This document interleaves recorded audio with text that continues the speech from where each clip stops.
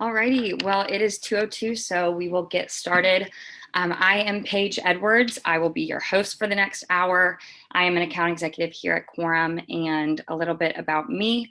I'm originally from Savannah, Georgia, went to the University of Georgia, go Dogs, got a degree in economics there, and I've had the privilege of working at Quorum for the past 2.5 years. And over that span of time, I've worked with a lot of state government affairs teams coming from a variety of different companies, ranging from Fortune 500 companies to nonprofits and advocacy groups and trade associations and everywhere in between. So I'm really excited to have this conversation with y'all about how to measure the ROI of the really important work that you and your teams do.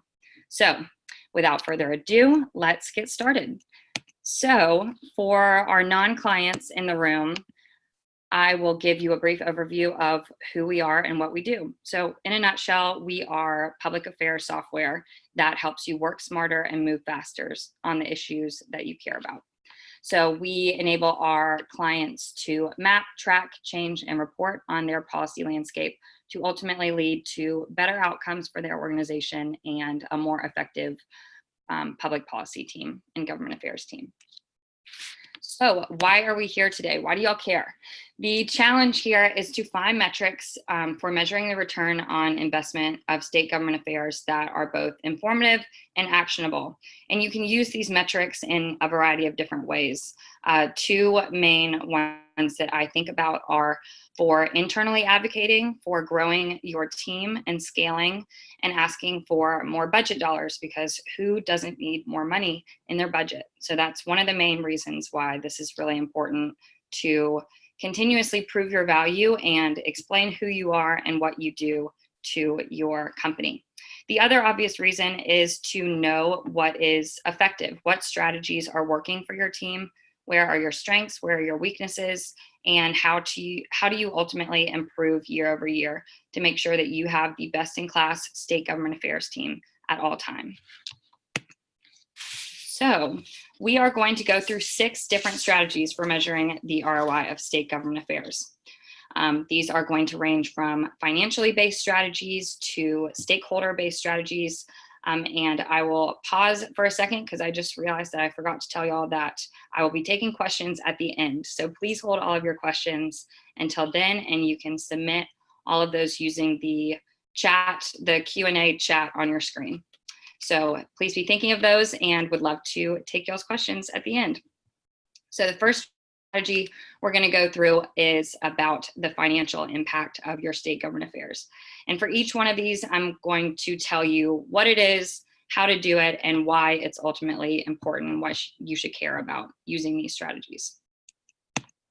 So first, as I mentioned, the financial impact of your state government affairs work. And this is really impactful if you are working in a corporation who maybe makes consumer goods or has products where you can directly tie your state legislative work to an outcome. So for instance, if a regulation was repealed, the opportunities that could be opened up for you and your organization. So all of those different opportunities that you can expand for your organization, and also the risk mitigation that you are helping manage for your organization. So what we've seen in practice is tying financial impacts to a given policy. So with each different policy that comes out, whether it's a piece of legislation or regulation, calculating that financial impact should it pass. And so this can be a positive impact. This will expand our operations up to $20 million per year. Or this could be negative, where this particular trade policy will reduce our exports to a given country by millions of dollars, and this is awful. So making sure that you have an Excel model to calculate those financial impacts and understand the dollar value that your team will be saving for your company. Another example here is to partner with the business unit who has that information to enable you to calculate that projected impact. So for instance, if there is a policy that is going to mess up the sales of washing machines because it is a piece of legislation that deals with manufacturing, you should partner with that business unit who has all of the financial impact and who can calculate that for you. And also in doing so, you'll be able to communicate to them how much you can help them, and make sure that this policy doesn't pass and they won't have to make budget cuts and layoffs. So another way that you can always communicate to the rest of your organization who you are, why you exist, and why they should help you with your very important work. And then a best practice for this is to get someone else to pick up the check. So maybe the washer machine unit can help you out and lend your team some support because they know that this is going to pay off and this is going to have a really positive return on investment if you were to kill this bill or if this great bill were to pass and open up all these new markets for you. So how do you do this? One, track issues that you're working on in a spreadsheet. So Quorum has its own version of a spreadsheet within our platform. You can also use Excel or Sharepoint if you are so inclined. And then next, assign a dollar value to each of those issue areas and the financial impact. This will also help you triage your issues. I was talking to a Fortune 500 company the other day, and they were saying that they have 75 different issues that could potentially impact their business. So really important to prioritize those because you can't be in 75 different places at once and you're already busy enough. So lastly, track the outcome of that policy and if the financial impact is realized. So really easy once the outcome of the policy happens to then tie your work to the amount of dollars you saved and the risk that you mitigated with all of your work. Next strategy, straightforward. It is the rate of preferred state legislative outcomes. So this deals with going through and setting a stance and a priority on each of the bills that you're tracking throughout the year. So as you all are in state government affairs and potentially in all 50 state houses, there are a lot of different pieces of legislation that's going to come across your desk that you're going to have to scan through and determine your organization's stance on it. So what you do here is essentially determine whether that piece of legislation followed your preferred legislative outcome. So the bills that we supported, did those pass? The bills that we opposed, did we kill those? So that then at the end of the year, you can review all of the pieces of legislation that you tagged to those different categories and see whether your work led to that preferred outcome. So of all of the bills that we worked on in 2018, what about the ones we opposed? What happened there?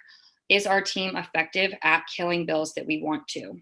And then on the reverse, are we effective at getting the bills passed that we support? And so you can learn year over year where you have been most effective and understand where your team's strengths and weaknesses lie. Next, you can also categorize all of those pieces of legislation by their issue area so that you can see where your team might be subject matter experts and really effective at getting things passed or killed. For instance, you can see on the pie charts here that trade and labor, we are really successful in getting those bills to our preferred legislative outcome, but maybe not on environment and energy. And maybe that signals that we need to invest in more training on environmental issues and energy issues for our team, or we need to hire a new point person to which you can, when you're making those asks and advocating for your team to grow in size or grow in budget, you can point to all of these different metrics and strategies as why this is so important and critical. And then you can also look at this over time. So 2017, how are we doing in getting those bills opposed that we wanted to versus supported? And how did that change over time in 2018? Have we continued to be effective at killing bills? Have we continued to be or have gotten better at getting bills passed that we support? So managing your team's effectiveness over time and making sure that they stay on top of their game and you all continue to excel. And how do you do this in practice? Obviously, it's going to be the easiest for you if you invest in a legislative tracking tool. Quorum does this really effectively by aggregating all of the bills from 50 state houses. which are thousands and thousands of bills every year, so that you have that at your disposal to start tagging by issue, by stance, by priority, and honestly, any other category that you want to tag by. And then that'll allow you to report on trends of legislation passing or failing at the end of the year. So all of that reporting is done for you, and it's automatic and not living in an Excel spreadsheet. On to the third strategy. So this one is more relationship focused. So mapping all of your stakeholders and understanding who are the folks that are going to move the needle. Because as you and I know, it is a business of relationships. You have to know these state legislators. They have to know you and your team. So this strategy is going to focus on how you map and score those folks so that you can go back at the end of the year and understand how you may have influenced them and understand more about where your relationships are in general. So you need to answer a couple questions to do this. And so first, as I mentioned, you're going to need to go ahead and map all of your potential stakeholders. So who are the key people in state houses that we need to meet with? Because you can't meet with everyone. Another huge volume challenge that you have as a state affairs professional, to understand who your key stakeholders are. So the most common ways that we see clients and industry experts mapping these stakeholders is by how well they know their team and their top issues and who answers their calls. So once you understand that about a particular stakeholder, you can begin to further categorize them into other categories, such as whether they are detractors, are they working in opposition to what you are trying to accomplish? Are they neutral? Maybe they're new to a state house. There's a lot of turnover. There are elections. There are always going to be new people that don't know your team.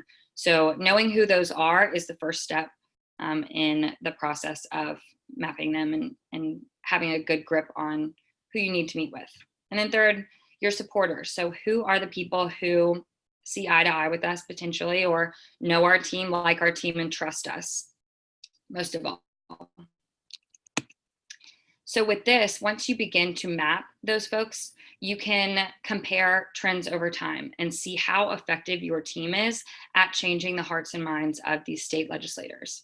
So at the end of, or at the beginning of 2018, you started out with a lot of neutral people, handful of detractors, and a handful of champions. So how did that change over time, and what was the return on all of the time we spent in state houses that year? So looking at the end of 2018 and seeing that a lot were moved to champions. So that's a great sign. And then you can even dive in deeper to see how those categories change specifically. So for instance, looking at your number of detractors at the beginning of 2018 versus the end. Is our team effective at moving someone from one bucket to another? Do we effectively communicate with people who don't see eye to eye with us? And how have we moved their understanding of our team and our issues over the year? On the other hand, you can look at engagement for the neutral supporters. So maybe these are all new people. So how quickly did you build rapport with them, and how quickly did they trust your team and know who you are and know your issues? And then lastly, champions. So making sure that you retain all of the folks that are your champions. And maybe these 5 champions that moved from champion to neutral left the state house and now have no influence at all. So having this information gives you power to understand where your team's strengths and weaknesses are and their effectiveness at building relationships, because relationships are so important, and it's how policy moves, and it's exactly what you spend all of your time in state houses trying to accomplish. So fourth strategy, meeting tracking. And I know what you're probably thinking, meeting tracking is not a great way to understand where something was effective, because obviously more meetings does not equal better policy outcomes.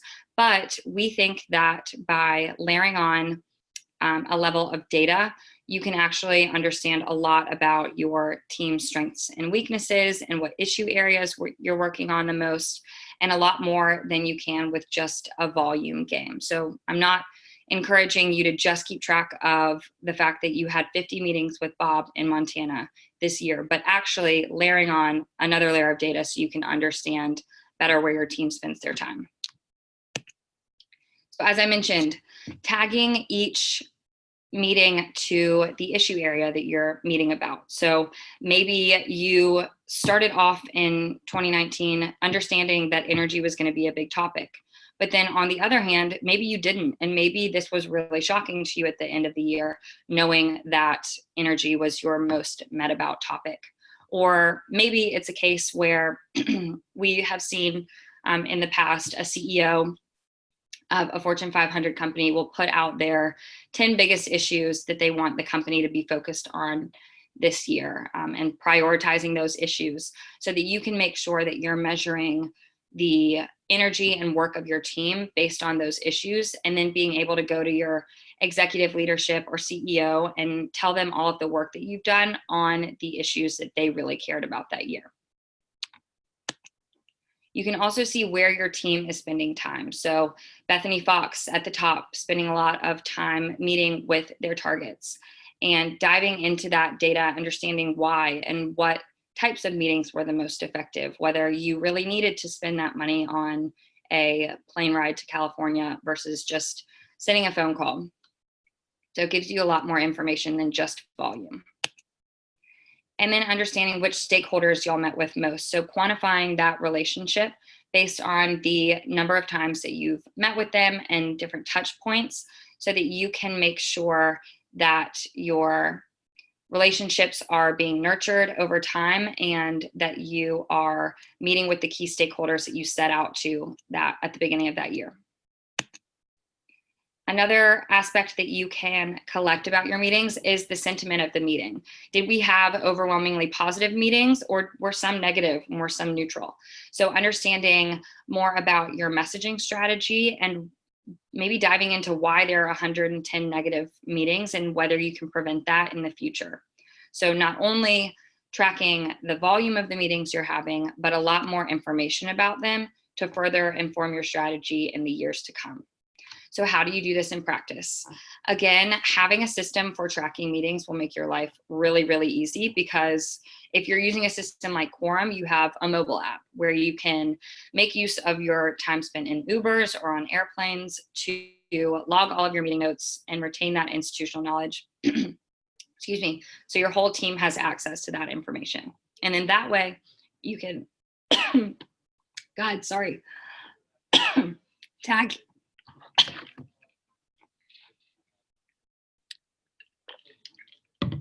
Ooh, I'm back. No, not. Sorry.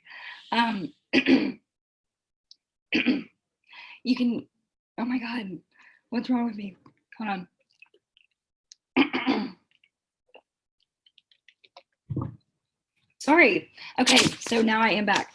So, tagging each meeting with the relevant issue and sentiment and stakeholders that were involved. And then reporting on those trends at the end of the year so that you have all of that information and can better understand. Woof. All right. 2 more strategies. I think I can get through this. Bear with me. So, number 5, correlation. God. Okay. Now I'm back. Correlation between your engagement and elected officials. Oh my God, I knew this was going to happen somehow. I had a frog in my throat all day. Bear with me.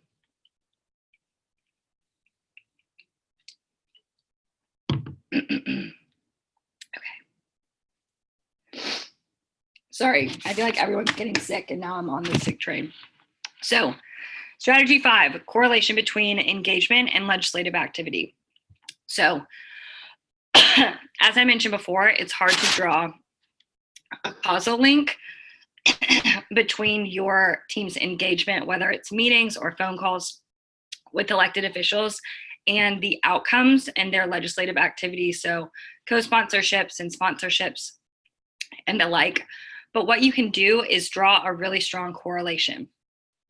And so the way that you would do this is to, one, track your engagement. So track how many phone calls your team has had with elected officials, track how many meetings, and all of your engagements overall. And then monitor social media dialogue of your issue.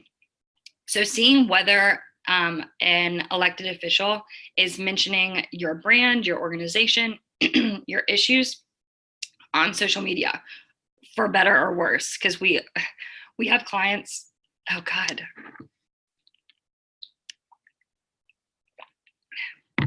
It's funny. I was actually about to mention an e-cigarette client, and now I'm like, God, I should probably stop using e-cigarettes. So monitoring social media dialogue of your issue for better or worse. So knowing whether someone is talking about you or your brand or your issue on social media, whether you want them to or not. And then tracking your stakeholders' legislative activity on that issue. So whether they've sponsored or co-sponsored bills that you care about and that are on your issue. And then measuring the correlation between those two volumes. So on the one hand, the volume of your engagements with them, and then on the other hand, the outcome of those engagements and whether they really did move the needle and are positively correlated. And lastly, we are at our sixth strategy, which is the most quantitative strategy of them all. And this comes from Barry Schumacher at the Conference Board, who devised this multi-factor scorecard, which you can think of as a report card, essentially, for your government affairs work. And the way that you implement this strategy is, first, you need to determine what are the factors of success for your government affairs team. How do you want to measure success? And so nailing those down is the first step. And then what you can do is assign points based on level of achievement of those factors. So if it's more important to you to, God, depending what is more important to you, assign point values based on that. And then what you can do is compare your score across categories and then cumulatively over years and years. So if one year you have a score of 85 and then the next is 112, you can objectively say that you got better at those issues overall. So it gives you a way to compare apples to apples as best you can, because you can't obviously replicate the conditions year over year, but you can have categories that are going to essentially measure that for you so that you can start adding that up and seeing where you and your team fall. So again, about the scorecard point system. And so these three categories of measures of success that we typically see are environmental, social, and governmental. So and you can make these up on your own. If you don't want to use these, that's totally fine. But these were the ones that Barry has come up with that I think are really specific and actionable. So one being environmental factors. So what is going on in your external universe? How are your opposition groups responding in relation to you versus your relationships with trade associations and all of the environmental factors that are sometimes out of your control. And then your social factors. So the people internally, do they know what you do? Do your business units understand the work that you do and value the work that you do? So measuring that over time.